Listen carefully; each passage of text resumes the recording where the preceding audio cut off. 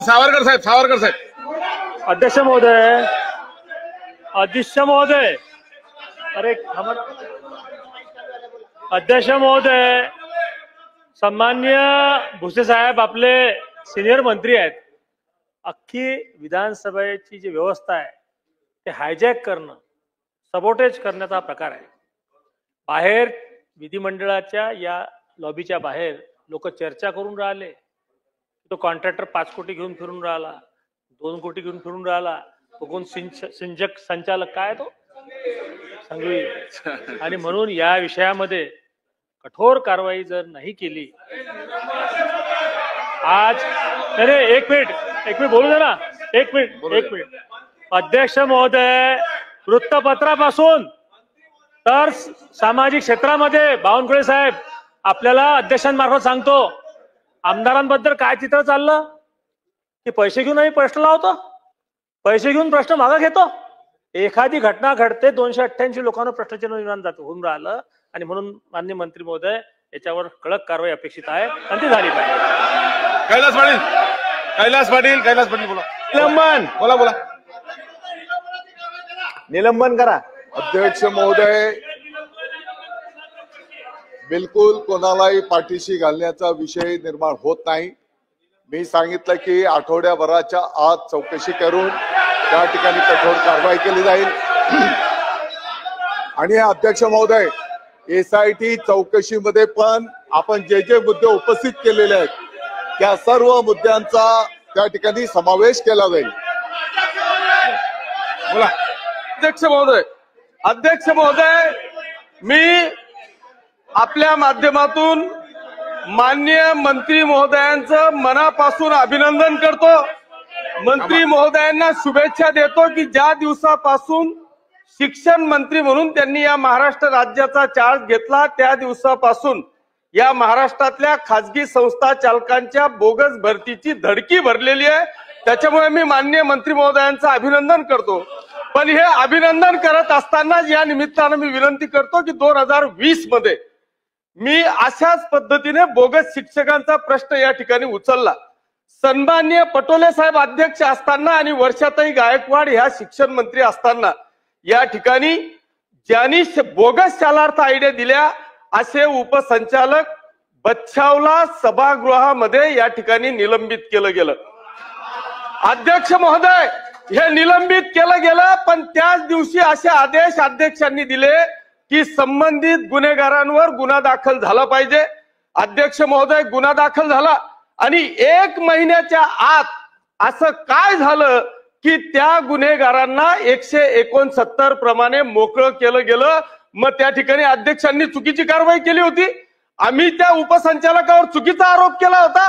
माझी अध्यक्ष महोदय, माननीय मंत्री महोदयांना विनंती आहे की जर ती कारवाई खरी होती, मी केलेले आरोप जर का खरे होते, ते पुरावे जर का मी सभागृहात दिलेले होते, तर त्यांच्यावर 169 प्रमाणे त्यांना बाहेर कसं काढलं गेलं याची SIT माननीय मंत्री महोदय लावून त्यांच्यावर पुन्हा गुन्हा दाखल करून त्याची तशी कार्यवाही करतील का अशी विनंती या निमित्तानं मी करतो.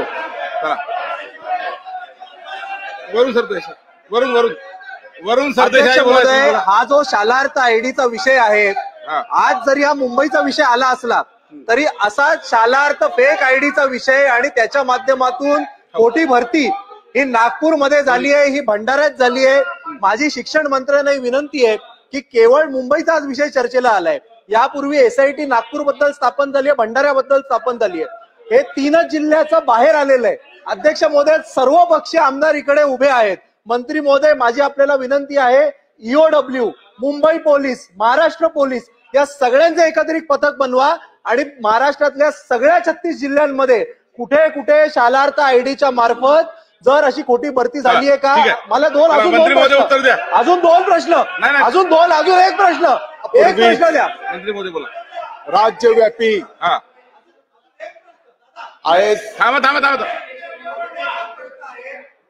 आज भाजपचे सन्माननीय आमदार आमच्या साहेबांनी सांगितलं की लक्षवेधी लागते म्हणून त्यांचा घराचा पत्ता शोधायला 2 लोक फिरतात.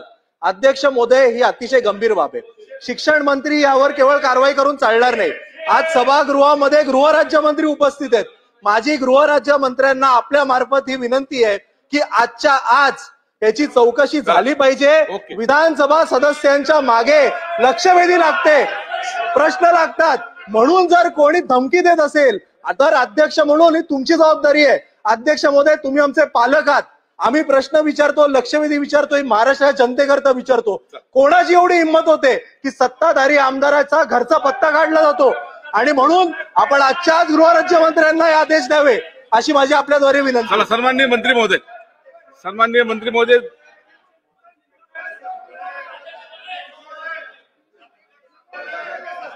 सन्माननीय मंत्री महोदय, आपण बोला. अध्यक्ष महोदय, ऐका सन्माननीय सदस्य महोदयांनी ज्या काही भावना व्यक्त केलेल्या आहेत, संतप्त भावना आहे संतप्त भावना सभागृहाच्या. आहेत. सन्माननीय आप्पासाहेबांनी पण जे काही मुद्दा ठेवलेला आहे त्याची चौकशी केली जाईल. सभागृहाच्या माहिती करता विशिष्ट जिल्ह्यांकरता नाही तर संपूर्ण राज्यासाठी IPS अधिकारी, IAS अधिकारी आणि आणखी या क्षेत्रातलं तज्ञ असं समिती गठीत करण्यात आलेली आहे. संपूर्ण राज्याचे हे जे काही प्रकरण आहेत ही वस्तुस्थिती आहे. हा काही एक भाग SIT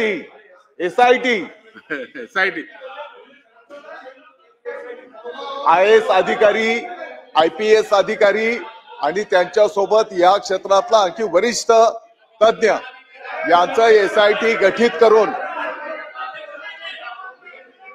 त्या ठिकाणी चौकशी केली जाईल. अध्यक्ष महोदय, कोणालाही पाठीशी घालण्याचं बिलकुल कारण नाही. फक्त जसं आता सांगण्यात आलं की उद्याला कोणाला संधी मिळू नये. चौकशीतनं जर बाबी पुढे आलेल्या असल्या आणि ऑलरेडी चौकशी चालू आहे अध्यक्ष महोदय, कोणाला पाठीशी घालण्याचं काही कारण नाही. आणि म्हणून चौकशीतनं जे काही पुढे येईल त्यावर तात्काळ कारवाई केली जाईल. चला, गोपीचंदजी पडळकर, शेवटचा प्रश्न. गोपीचंदजी पडळकर. अध्यक्ष महोदय, मला बोला. पडळकर साहेब बोला. अध्यक्ष महोदय, माननीय सन्माननीय सदस्य, एक मिनिट बालदीजी, एक मिनिट बोलू दे त्यांना. माझं मला बोलायला संधी दिली. माननीय तुम्हाला देतो थांबाय झालं, तुम्हाला देतो. हा, बोला. अध्यक्ष महोदय, सन्माननीय सदस्य उपाध्याय साहेबांनी अत्यंत गंभीर विषय लक्षवेधीच्या माध्यमातून चर्चेला आणलेला आहे. सन्माननीय सदस्यांनी भूमिका जी मांडलेली आहे ती खरी आपण सभागृहामध्ये मांडतो. माननीय सदस्यांनी एक अत्यंत गंभीर विषय समोर आणला की दिवसाच्या शाळेमध्ये आणि रात्र शाळेमध्ये असे 150 शिक्षक पगार घेत आहेत. ही अत्यंत गंभीर बाब आहे. आणि म्हणून मंत्री महोदयांना माझी ही मागणी आहे की 150 लोकांनी दिवसा आणि रात्री 2 वेळा सरकारचा पगार घेतलेला आहे. तर याच्यापेक्षा दुसरा कुठला पुरावा आपल्या समोर आणण्याची आवश्यकता नाही. माननीय मंत्री महोदय, तात्काळ त्या अधिकाऱ्याला आज निलंबित करणार का? नंबर 1, ज्यांनी 150 लोकांनी पगार घेतलेला आहे त्यांच्या वसुलीचा आदेश आज आपण देणार आहात का? हे दोनच माझे स्पेसिफिक प्रश्न आहेत. अध्यक्ष महोदय, कोणालाही पाठीशी घालण्याचं काही कारण नाही. सभागृहाच्या भावना पाहता संबंधित अधिकाऱ्याला निलंबित करून 8 दिवसाच्या आत चौकशी केली जाईल.